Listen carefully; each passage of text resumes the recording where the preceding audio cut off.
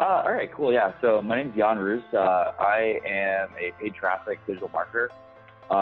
We do lead generation for a variety of local businesses. The one that me and Eric had experience with was directed towards the private investigator niche. Yeah, so we had a pretty limited market, and we kind of went out guns blazing as far as like the direct mail stuff. But yeah, like all things considered, there's probably about 2,000-3,000 people in this market. It didn't respond super well to advertising for that reason. We got what we could get in the like cold email realm of things. And then we were just kind of like hitting a wall as far as what we were going to get from, obviously there's people who are not going to respond to email, people who don't open them, et cetera. So we had this huge segment of the market that we weren't able to reach with the tools that we had. So we initially brought on an appointment setter to kind of help us with that. And that was before we met Eric. We gave it kind of a best guess at the time, which was pretty uneducated. I mean, I had some experience with cold calling in corporate jobs before. We're kind of working with some of the same stuff that we were talking about in the emails that we were sending out. But, when we hired this person, it was just total goose egg. We didn't really able to get any appointments, and it really sucks because, we're just investing this money. It's not going anywhere. Basically, kind of, if you're looking at the pyramid of what it takes to get to a deal, the further down you get there, it's just, there's more time in dealing with qualification calls. There's more time in dealing with the prospecting itself. And we were just trying to get that out because it just wasn't really a high return activity for us who could be, running these campaigns for our clients and or closing people that were interested in the service. Yeah, so I mean, this is actually a real breakthrough because, a lot of the stuff that I'd seen up until this point was kind of just like, hey, hire the talent, like let it take care of itself. And then, with the experiences with Novel and a lot of other, sales development reps I've hired since, that is absolutely not the case. When you're talking about sales development reps, you're talking about charismatic people. If they can convince a client that something's going a certain way, they can convince their manager that something's going a certain way. And, we just really didn't have any insight to what was happening beyond the appointments that we were booking, which at the time was zero. So I would say the biggest breakthrough from working with you was basically, getting a process in there and getting something that was like really repeatable. So, with our SDR in particular, she had very, very good phone skills. She was very eloquent, charming, etc. But, it was kind of just, relying on this improvisational sort of ways to get the phone, which, on a good day would work sometimes. But, at the end of the day, it wasn't really predictable. So we got her on a strict script. It actually happened to work out pretty well because she had a background in acting in Broadway. So she was actually used to doing that. And there was some pushback when we got started. But, as soon as we'd gotten one of those in place, I think we ended up booking 7 appointments the next week. And the numbers were similar to that for, as long as we were working with her.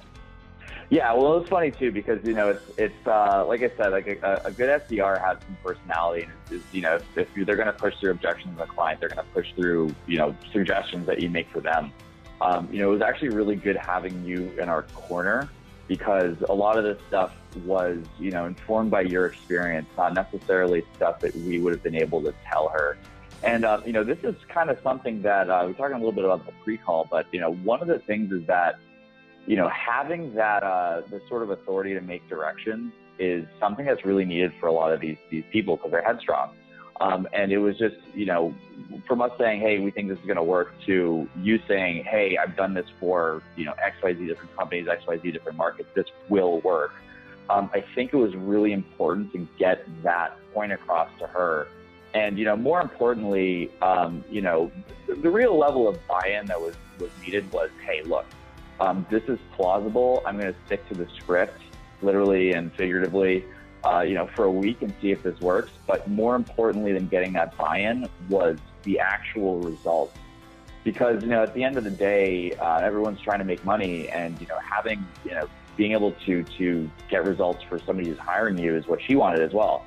So, on top of actually getting that together in the meeting, it was, just the results from actually implementing it from the work that you've done in developing that they got her, at the end of, after a week of doing that, it wasn't, hey, should we do this or should we do this? It was, do you want to get the results we got this week or do you want to not do this and get the results we got last week, which is zero?